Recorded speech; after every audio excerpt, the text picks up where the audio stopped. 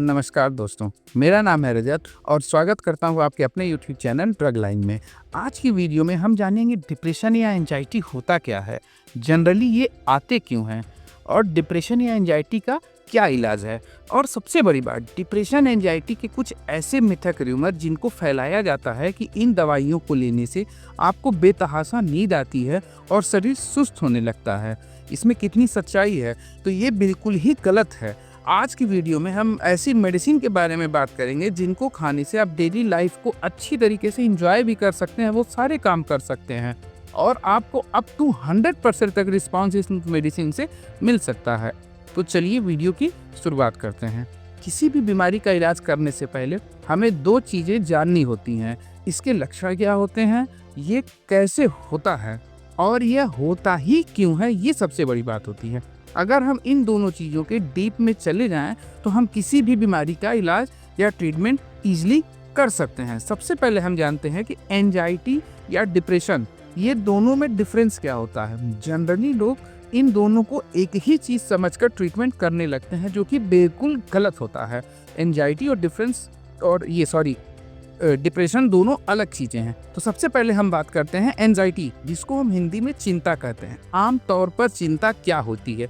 चिंता वह स्थिति है जब किसी व्यक्ति को लगातार डर, घबराहट या तनाव महसूस होने लगता है, भले ही उसके आसपास कोई वास्तविक खतरा हो या ना हो। इसके लक्षण क्या हैं? लेकिन लगातार आदमी को बेचैनी या घबराहट होती रहती है, दिल की धड़कन काफ़ी तेज होने लगती है।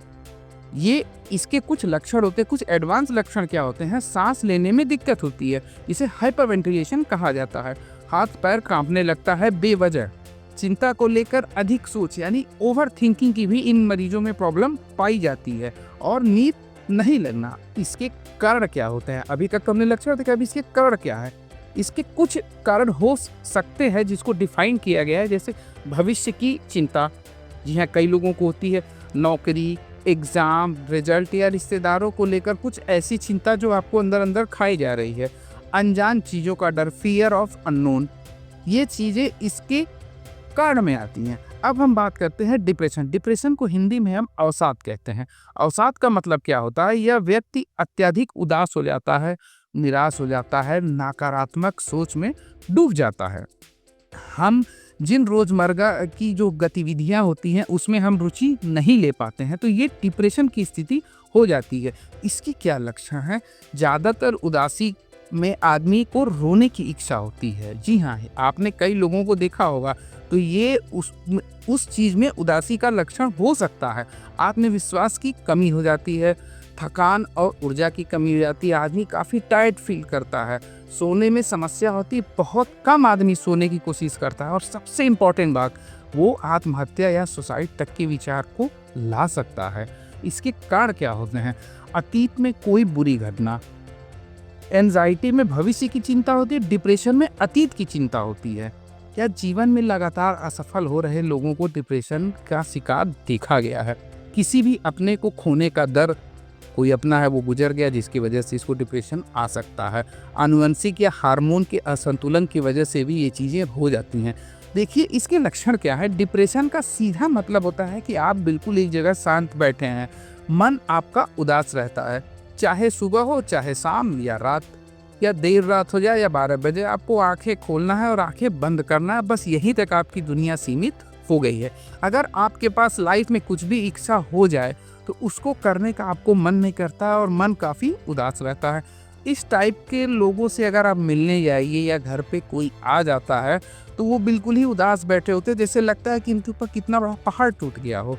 उदाहरण के लिए अगर हम कोई मूवी देखने बैठ जाएं तो वहाँ हम एक चाह कर रहे हैं, हम अंदर से खुशी फील कर रहे हैं, लेकिन वो चाह कर भी खुशी फील नहीं कर पाते हैं। ऐसा नहीं है कि ये मरीज खुश नहीं रहना चाहते हैं, वो जानबूझ के ये चीज़ें नहीं करते हैं, लेकिन होता क्यों है? उनको एक डिप्रेशन नाम की बीमारी ने अपने अंदर जकड़ रखा है, जिसकी वजह से वो इन चीज़ों से बाहर नहीं निकल पा रहे हैं। अब देखिए, हम इसके थोड़ा डीप में चलते हैं। डिप्रेशन का दूसरा टाइप क्या होता है? Loss of interest. इंटरेस्ट का मतलब ये है यानी कोई चीज़ कुछ इनएक्टिव, हम बिल्कुल इनएक्टिव रहते हैं, हम कुछ भी एक्टिविटी करना बंद कर देते हैं। लाइफ में बहुत सारी चीज़ें होती हैं कि हम एक्टिविटी करते हैं, जैसे हम कहीं ट्रिप प्लान करते हैं, बर्थडे मनाते हैं, यहाँ जाते हैं और घूमने जाते हैं, कुछ पार्टी करते हैं। इस टाइप के मरीजों को दिन और रात से कोई मतलब नहीं होता है। ये एक टाइप का डिप्रेशन का सिम्टम हो सकता है, लॉस ऑफ इंटरेस्ट। ठीक है, ये कोई 100% दावा नहीं किया जा रहा है, लेकिन ये चीज़ें हो सकती हैं।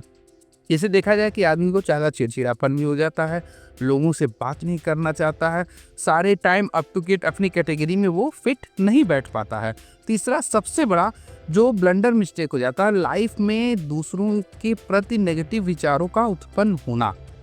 कुछ लोग आप देखते होंगे, आपके भी आसपास होते होंगे, जो हमेशा नेगेटिव बातें करते हैं लोगों को। चलिए ठीक, तो ये अपने आप के ऊपर भी नेगेटिव बातों को लेते आते हैं। इस टाइप के डिप्रेशन के मरीजों में फीलिंग उत्पन्न होना बिल्कुल बंद हो जाता है। वो ये सोचते हैं कि मेरी ज़िंदगी बर्बाद हो गई है, मैं कुछ नहीं कर सकता, मेरी सैलरी इतनी कम है, उसकी सैलरी ज़्यादा है, और भी वगैरह वगैरह की थिंकिंग। ये सारी नेगेटिव थाट्स उसे उत्पन्न करने के लिए डिप्रेशन मजबूर कर रहा है। मैं कैसे लोगों को फेस करूँगा, बहुत सारी चीज़ें हैं। एनर्जी लेवल काफ़ी लोगों का डाउन हो जाता है। आप किसी डिप्रेशन के मरीज को देखकर ही पहचान सकते हैं कि वो कैसा है। जी हाँ, आप उसके चेहरे को देखकर ही पहचान सकते हैं, उसका चेहरा काफ़ी लो रहेगा। आप मिलकर सिर्फ मतलब ये सारी चीज़ें मिलकर सिर्फ एक चीज़ को इंडिकेट करती हैं कि डिप्रेशन का मरीज का सिम्टम जो होता है वो नींद ना लगना और उदास बैठना ही होता है। एक बहुत इंपॉर्टेंट चीज़ आपको बताता हूँ कि डिप्रेशन के मरीज कभी कभी उनके मन में सुसाइडल थॉट्स भी आजकल आने उत्पन्न हो गए हैं, विशेष तौर पर 20वीं सेंचुरी में, इतनी भागम भाग भरी ज़िंदगी में। इसका मतलब ये होता है, उनको लगता है कि क्या मैं अपनी ज़िंदगी में रखा है, क्या कुछ रखा है, मैं इसको ज़िंदगी को ख़त्म कर लेता हूँ और या फिर कहीं यहाँ से भग जाता हूँ। इसके अलग अलग कभी वो सोच सकते हैं कि मरीज को लगता है कि अब मैं ज़िंदगी ही ख़त्म कर लूँ, ये सबसे बेस्ट समय है। जी हाँ, ये 100% फैक्ट बातें हैं। जो साइकोलॉजिकल फैक्ट या साइकियाट्रिस्ट से आप बात करेंगे तो वो ये चीज़ें डिस्कस करते हैं, आपसे क्लोज करते हैं। ज़्यादातर इन तरह के केस में देखा गया है कि जिनके घर में फ्रेंड या मरीज के बहुत करीबी घर के लोग होते हैं, वो इन चीज़ों को काफ़ी लाइटली ले लेते हैं, क्योंकि मरीज बार बार ये बातें करता है, उनसे शेयर करता है, और शेयर करने के साथ लोग उसको डांट देते हैं या उसको मजाक में ले लेते हैं। इसका उसके ऊपर बहुत बड़ा इम्पैक्ट पड़ता है। वो समझता है कि हमें लोग लाइटली ले रहे हैं, हमारा इस दुनिया में कोई मतलब नहीं है। अगर कोई व्यक्ति इस तरह की आपसे बातें करता है तो ध्यान दीजिएगा, उसे लाइटली मत लीजिएगा, उसको किसी साइकियाट्रिस्ट के पास ले जाकर उसकी काउंसलिंग और ट्रीटमेंट जरूर करवाइएगा, क्योंकि ये टाइप ऑफ डिप्रेशन के लक्षण हो सकते हैं। आपको जान के बेहद ताजुब होगा कि इस तरह के थॉट्स रखने वाले 15 लोग सुसाइड अटेम्प्ट करते हैं, और उन 15% में से आधे % तक लोग इसमें सफल भी हो जाते हैं। ये आंकड़ा आपको देखने में छोटा लग रहा है, लेकिन मैं एक उदाहरण से बताता हूँ। लगभग 10,000 लोगों ने, अगर इसमें से 15% लोगों ने अटेम्प्ट किया तो 1500 लोगों हैं। 1500 लोगों में से अगर आधे % लोगों ने भी सफल हुए तो उसका आंकड़ा हो जाता है 7 से 8। ये बहुत बड़ा नंबर होता है 10,000 लोगों में। 1 लाख लोगों में 70 लोग हो गए, आप सोचिए। तो चलिए, इनके लक्षणों के बारे में बहुत सी बात होंगी, अब इसके ट्रीटमेंट की तरफ चलते हैं। देखिए, इसमें आपको वीडियो में देखना होगा, हम इसको 2 पार्ट में नहीं, इसको हम 3 पार्ट में डिवाइड करते हैं। पहला पार्ट होगा फिजिकल एक्सरसाइज, मेडिटेशन, काउंसलिंग, ये फर्स्ट पार्ट के अंदर में आएगा। दूसरा पार्ट होगा आयुर्वेद इलाज, इसमें भी बहुत सारे ट्रीटमेंट होते हैं।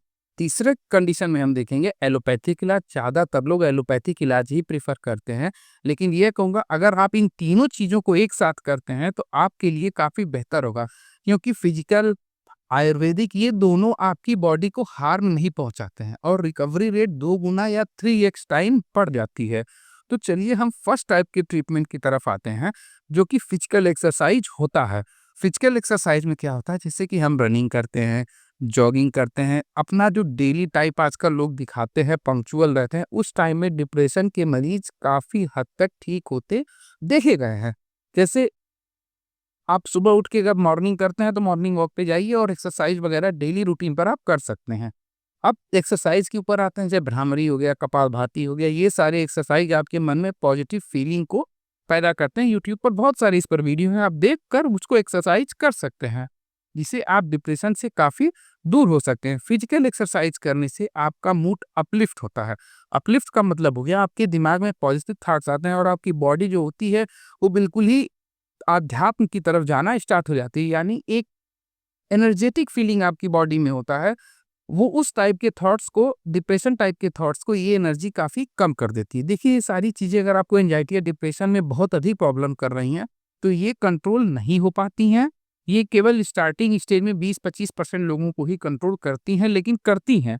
ज़्यादातर देखा गया है मरीज़ डॉक्टर के पास तब आता है जब उसकी कंडीशन काफ़ी एक्सट्रीम हो जाती है।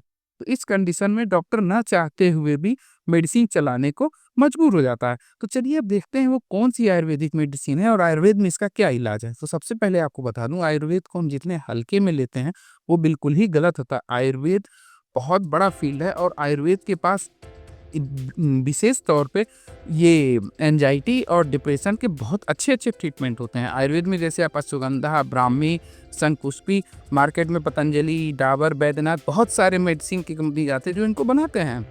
ये बहुत सारे आयुर्वेदिक मेडिसिन है, मैं डिस्प्ले कर दे रहा हूँ। इन सारे चीज़ों में जो मैं दिखा रहा हूँ, अश्वगंधा, जटामासी, शंखपुष्पी, टगेरा, यही सारी चीज़ें इसमें मिली हुई हैं, जिनसे ये सारी मेडिसिन्स बनाई जाती हैं। अब कुल मिलाकर इनको टैबलेट या कैप्सूल फॉर्मेट में एडवांस मशीनों के द्वारा कंप्रेस करके बना दिया जाता है, जिनको आप आयुर्वेद डॉक्टर, बीएमएस डॉक्टर्स की सलाह पर परचेज कर सकते हैं। अकेले मत परचेज करिएगा बिना डॉक्टर के कहे। ठीक ये वैसा ही काम करते हैं। बहुत हैवी एंजाइटी के पेशेंट या डिप्रेशन के पेशेंट को स्ट्रेस में रिलीज नहीं कर पाते हैं, ये 50% तक अप टू काम कर देते हैं। बहुत सारे ऑयल मार्केट में आते हैं, जैसे हर्बल हो गया, जिनको लगाने से सर में स्ट्रेस या एंजाइटी के जो प्रॉब्लम होती है, तनाव होता है, वो कम हो जाता है। मैं डिस्प्ले कर दे रहा हूँ, आप इन ऑयल्स को यूज कर सकते हैं, लेकिन डायरेक्टली आप इनको मत यूज़ करिएगा, डॉक्टर्स की परमिशन से ही यूज़ करिएगा, ठीक है। हम इस वीडियो में आयुर्वेद या ऑयल के बारे में अधिक चर्चा नहीं करेंगे, हम इसको किसी और वीडियो में चर्चा करेंगे, नहीं तो वीडियो काफ़ी लंबी हो जाएगी। देखिए, आयुर्वेदिक इलाज के बाद अब साइकेट्रिक ट्रीटमेंट भी होता है। वो साइकेट्रिस्ट जो होते हैं, अपने यहाँ रख कर मरीज को काउंसलिंग करते हैं, कुछ एक्सरसाइज करवाते हैं, कुछ थेरेपीज करवाते हैं, जो आयुर्वेद के अंदर में आता है। ये सारी चीज़ें वो अपने वहाँ रख कर करवाते हैं। तमाम हरिद्वार में पतंजलि योग पीठ है, वहाँ पर आप ये वीडियो देख सकते हैं। वहाँ पर इस टाइप के ट्रीटमेंट बहुत ही ज़्यादा किए जाते हैं। हम किसी और वीडियो में इसके बारे में बात करेंगे। तो चलिए फाइनली हम आते हैं अपने टॉपिक पर, जिसके लिए आप काफ़ी वेट कर रहे हैं, मेडिसिन। तो मेडिसिन लेना ज़्यादातर मरीजों की मजबूरी हो जाती है, क्योंकि डॉक्टर के पास जब वो पहुँचते हैं तो सिम्टम काफ़ी एग्रेसिव हो चुके होते हैं। तो मरीज भी एग्रेसिव हो गया होता है और डॉक्टर के पास वो काफ़ी लेट पहुँचते हैं, जिसकी वजह से डॉक्टर को ना चाहते हुए भी मेडिसिन चलाना पड़ता है। यानी उनके बॉडी के ऊपर जो सिम्टम होते हैं उनको काफ़ी प्रभावित कर चुके होते हैं। तो इस केस में डॉक्टर आपको कुछ मेडिसिन सजेस्ट करता है। देखिए, एंटी डिप्रेशन मेडिसिन कहा गया है, और ये मेडिसिन इसलिए दिए जाते हैं क्योंकि मरीज़ के मन में कुछ विटामिन की कमी हो जाती है, कुछ केमिकल जो माइंड में रिलीज होते हैं वो कम हो जाते हैं। जैसे सेरोटोनिन की कमी हो गई, फिनोल्फिन की कमी हो गई। कुछ लोग ऐसे सोच रहे होंगे कि माइंड में विटामिन और केमिकल ये क्या है। जी हाँ, जैसे हमारे बॉडी में विटामिन डी होता है, उदाहरण के लिए हमारी बॉडी को मजबूत रखता है, खड़ा रखता है, हड्डियों को मजबूत करता है, उन्हें कमज़ोर होने से बचाता है, और भी सारी चीज़, ब्लड भी बनाने में विटामिन डी, कैल्शियम मदद करता है। इस तरीके से हमारे माइंड में भी कुछ केमिकल्स होते हैं, क्योंकि एक माइंड में बहुत बड़ा इकोसिस्टम चल रहा होता है जो पूरे बॉडी को कंट्रोल करता है। इसलिए उसमें लगभग कुछ विटामिन्स और केमिकल्स की ज़रूरत पड़ती है, मैंडेटरी होता है, जिनकी वजह से दिमाग के ऊपर प्रेशर बढ़ जाता है। ऐसे एक पूरे इकोसिस्टम को हमें कंट्रोल करना होता है, एक पूरे अपार्टमेंट को कंट्रोल करना होता है एयर कंडीशन के थ्रू, तो स्पेशली इस तरीके से भी हमारे माइंड को भी कंट्रोल करना होता है। क्योंकि एंटी डिप्रेशन मेडिसिन का इतना र्यूमर फैला दिया गया है मार्केट में कि कुछ लोग ये सोचते हैं कि इन मेडिसिन को बहुत ज़्यादा चलाया जाता है। जी हाँ, ये बिल्कुल गलत है। कुछ लोग यहाँ तक सोच लेते हैं कि इन मेडिसिन को पूरी ज़िंदगी चलानी पड़ती है। तो मैं यहाँ बता दूँ, आप बिल्कुल गलत हैं। हाँ, थोड़ा सा लंबा चलता है, कभी 6 महीने चल सकता है, 9 महीने, 1 साल, 1.5 साल, 2 साल, 2.5 से 3 साल, इससे अधिक नहीं चलता है मोस्ट ऑफ द केस में। ये डॉक्टर के डायग्नोसिस के ऊपर डिपेंड करता है कि आपकी एंजाइटी या डिप्रेशन किस कैटेगरी का, कहीं वो पागलपन में कन्वर्ट तो नहीं हो गया है। भाई ऑब्वियसली पागलपन में कन्वर्ट हो गया है तो मेडिसिन इसकी काफ़ी लंबी चलती है, लेकिन डिप्रेशन और एंजाइटी की इतनी ज़्यादा नहीं चलती हैं। तो चलिए हम बात करते हैं वो कौन सी मेडिसिन। इससे पहले मैं आपको वैधानिक चेतावनी देता हूँ कि ये प्रिस्क्रिप्शन वाली मेडिसिन होती हैं। वीडियो देखकर या खुद इंटरेस्ट लेकर इन मेडिसिन को आप परचेज ना करें। तो सबसे पहले आती है सिटोपाम। इसका केमिकल कॉम्बिनेशन होता है सिप्लाजिपाम। ये क्या करता है, मस्तिष्क में से जो केमिकल डिप्रेशन की चीज़ें होती हैं उनको वो निकाल देता है या उनको ब्लॉक कर देता है। माइंड में जो डिप्रेशन या एंजाइटी की केमिकल्स बन रहे हैं उनको ये ब्लॉक कर देता है। इसको लेने से थोड़ी बहुत नींद आती है क्योंकि सजेस्टिव मेडिसिन होती हैं, इतना भी नहीं आती है कि आप कुछ काम ना कर पाएँ, थोड़ी बहुत हल्की नींद आएगी क्योंकि इनसे मन आपका माइंड काफ़ी रिलैक्स होता है। एक बात ध्यान रखिएगा, उदाहरण के लिए मैं बताता हूँ, जिन मेडिसिन के लास्ट में लाम, पाम, जाम ये सारी चीज़ें आती हैं, ये मेडिसिन थोड़ी सी आपको नींद ला सकती हैं, ठीक है, अकॉर्डिंग टू उनके मैन्युफैक्चरर, ठीक है। अब दूसरी मेडिसिन की तरफ आते हैं जो सिप्रोलेक्स 10 mg होता है। ये कॉम्बिनेशन मेडिसिन मार्केट में बहुत ज़्यादा बिकता है क्योंकि इस्ट्रालोपाम मेडिसिन होता है, ये चलाई जाती है अगर किसी मेडिसिन को एंजाइटी या डिप्रेशन की शिकायत हो तो ये उस मेडिसिन में दिया जाता है। यह ग्रुप कॉम्बिनेशन बहुत ही फेमस मेडिसिन का है, मतलब आप ये समझ लीजिए कि इसको लगभग बहुत सारे मैन्युफैक्चरर मैन्युफैक्चरिंग का काम इसमें करते हैं। एक दिन में इसकी 10 से 20 mg की अनुमान मात्रा दी जाती है। यह डॉक्टर के प्रिस्क्रिप्शन के ऊपर डिपेंड करता है कि वो इसका कितना डोज चला सकते हैं। तो यह डिप्रेशन और एंजाइटी के केस में यानी माइंड से रिलेटेड लगभग मोस्ट ऑफ द ड्रग के केस में इस मेडिसिन को चलाया जाता है। बहुत बड़ी कंपनियां मैन्युफैक्चर करती हैं जैसे ग्लेक्सो हो गया, सिप्ला हो गया, मैनकाइंड हो गया, GSK pharma, Reliance, Intas, Novartis, USV, ये सारी कंपनियां इसको बनाती हैं क्योंकि ये मोस्ट सेलिंग ड्रग के अंडर में आता है एंजाइटी या डिप्रेशन के। बड़े बड़े सिटीज़ में इसकी खपत बहुत ज़्यादा होती है। देखिए हम अगली मेडिसिन की तरफ आते हैं। ये काफ़ी सस्ती मेडिसिन होती है जो 20, 25, 30, 35 रुपए की डिफरेंटली मार्केट ब्रांड में आ जाती है। हम बात करते हैं कैडिला फार्मास्यूटिकल के द्वारा बनाई गई आपकी फ्लूडैक 20 mg, ठीक है। ये डिप्रेशन को कम करने वाली कैप्सूल फॉर्मेट में मेडिसिन बनाई जाती है जिसका कॉम्बिनेशन होता है फ्लोएक्सिटी, और यह भी बहुत सारे ब्रांड में आता है जैसे फ्लूनीलिंटास का हो गया, प्रोडैप हो गया, ज़िपैप 20 हो गया, ओरोफाइट 20 mg हो गया। ये सारे मेडिसिन एक बहुत ही बढ़िया इसका देखिए कि यूज केस होता है ब्लूमोनिया नामक बीमारी। इसका मतलब बिग, मोटा, जैसे मोटे लोग होते हैं उनमें अगर स्ट्रेस या टेंशन या एंजाइटी या डिप्रेशन बढ़ जाता है तो उस कंडीशन में इसको चलाया जाता है। इस बीमारी से पीड़ित लोग बहुत अधिक खाना खाते हैं। जी हाँ, ये सोचने वाली काफ़ी फनी बात है। कुछ ऐसी बीमारियां होती हैं जिसमें लोग बहुत ज़्यादा खाते हैं, उनके माइंड में एक केमिकल रिलीज होता है कि उन्हें बार बार भूख लग रही है, लेकिन ऐसा होता नहीं है, जिसकी वजह से उनका शरीर काफ़ी मोटा हो जाता है। कुछ लोग इसको हार्मोन इम्बैलेंस का नाम देते हैं जो कि बिल्कुल गलत होता है। मोस्ट ऑफ द केस में ब्लूमोनिया नामक बीमारी को ही पाया गया है, ठीक है, तो उसमें ये मेडिसिन काम करता है। एंजाइटी और डिप्रेशन ज़्यादातर के केस में मेडिसिन को वेट और उनके ब्लड प्रेशर के अकॉर्डिंग मेजर करने के बाद ही डॉक्टर देते हैं, ऐसे आप मार्केट में इसको परचेज ना करिएगा, ठीक है। अगली मेडिसिन की तरफ आते हैं जो बहुत ही इंपॉर्टेंट मेडिसिन है जिसको प्रेसेप्ट CR 12.5 mg। इसका केमिकल कॉम्बिनेशन होता है paroxetine hydrochloride control release format. Control release format का मतलब ये होता है कि ये मेडिसिन आपकी बॉडी में जाते ही धीरे रिलीज होती है। ऐसा नहीं कि तुरंत गया, तुरंत डिजोल्व हुआ और आपको बूम की तरह काम किया ना, ये धीरे धीरे रिलीज होती है। जिस मेडिसिन के बीच में CR लिख दिया हो या कंट्रोल रिलीज, तो आपको समझ जाना है कि वो मेडिसिन धीरे धीरे रिलीज होगी। इसका यूज एंजाइटी डिप्रेशन में तो किया जाता है, लेकिन इसका बहुत बढ़िया यूज केस होता है, एक एडवांस यूज केस में स्ट्रेस और पैनिक रिलीज को कम करने में। अब ये क्या होता है, देखिए स्ट्रेस का मतलब ये हुआ कि जैसे कई लोगों को आप देखते होंगे ऑफिस या घर के आसपास वो सर पकड़ के बैठ जाते, कहते हैं बहुत दर्द था, वो परमानेंटली ये चीज़ कहते रहते हैं सर में दर्द हो रहा है। पेन किलर भी ले लेते हैं, सिक्लोपैरा ले लिया या सिक्लोफिनाक या आइबुफेन ले लिया, उसमें कम नहीं हुआ क्योंकि ये एनाल्जेसिक खाने का पेन नहीं होता है। कुछ टाइम के लिए तो कंट्रोल रहेगा लेकिन फिर से हो जाएगा। मोस्ट ऑफ द केस में इस मेडिसिन को खाने से बिकॉज ये स्ट्रेस और पेन, एंजाइटी या डिप्रेशन की वजह से रिलीज हुआ है, आप समझ नहीं पा रहे होंगे कि ये क्यों रिलीज हुआ है, ठीक है। ये प्रिस्क्राइब मेडिसिन है, इसको आप सेल्फ में ना लें। अब आते हैं हम लास्ट मेडिसिन की तरफ। हमें एंजाइटी देख ली, अब डिप्रेशन देख लिया, अब स्ट्रेस या पैनिक कंडीशन में भी मेडिसिन देख ली। कभी न कभी मरीज को इसके बाद की एक बीमारी हो जाती है जिसको मेंटल डिसऑर्डर उत्पन्न हो जाता है। इसको मेंटल डिसऑर्डर कहते हैं। इसको हम डिफाइन नहीं कर सकते, एक रजिस्टर्ड साइकेट्रिस्ट ही इस चीज़ को डिफाइन कर सकता है। उस कंडीशन में बहुत ही पॉपुलर मेडिसिन सेट्रा 25, जिसका फॉर्मूला होता है सेट्रालिन 25 देंगे। ये एंजाइटी, डिप्रेशन, स्ट्रेस के साथ मेंटल डिसऑर्डर को भी कंट्रोल करने में सक्षम है। जैसे आदमी मेंटल डिसऑर्डर में पागलों जैसी हरकतें करता है, मतलब आप उसको देख कर ही पहचान जाओगे कि ये थोड़ा सा मेंटल डिसऑर्डर टाइप की हरकतें कर रहा है। इसको हम लफ्ज़ों में तो बयान नहीं कर सकते हैं। उस कंडीशन में मरीज को ये मेडिसिन 50 mg से लेकर 200 mg तक देने के लिए कहा जाता है, लेकिन ये डिपेंड करता है कि उसका ब्लड प्रेशर, उसका वेट या उसका कंडीशन कितना है। ठीक है, अपने मन से आप मत दीजिएगा, ये रजिस्टर्ड डॉक्टर ही इसको एडवाइस कर सकता है। तो मैं ये मेडिसिन 3 कैटेगरी में चलाई जाती है, डिप्रेशन, एंजाइटी, मेंटल डिसऑर्डर। ठीक है, ये मेडिसिन हमने देखी। इसके अलावा बहुत सारी मेडिसिन आती हैं जिनको हम कवर नहीं कर पाए हैं, जैसे अल्प्राजोलाम हो गया, क्लोनाजिपाम हो गया, डायलोजिपाम हो गया, लोराजिपाम हो गया, ट्राइजोलाम हो गया, ट्रोपाजिलॉम हो गया। ये सारे मेडिसिन इसमें आते हैं और दिए भी जाते हैं, लेकिन अलग अलग कंडीशन में। हम किसी और वीडियो में इनको हम कवर करेंगे। हालांकि ये नारकोटिक्स कैटेगरीज में आती है, जल्दी मार्केट में बिना पर्चे पर भी नहीं अवेलेबल हो पाती है, सब दुकान वाले इसको नहीं रखते हैं। मैं इसके लिए आगे एक सीरीज़ बनाऊंगा, अगर आप कहें तो मैं इन सारी मेडिसिन के ऊपर एक सीरीज़ बना दूंगा कि इनको लेने से एडवांटेज और डिसएडवांटेज क्या हो सकता है।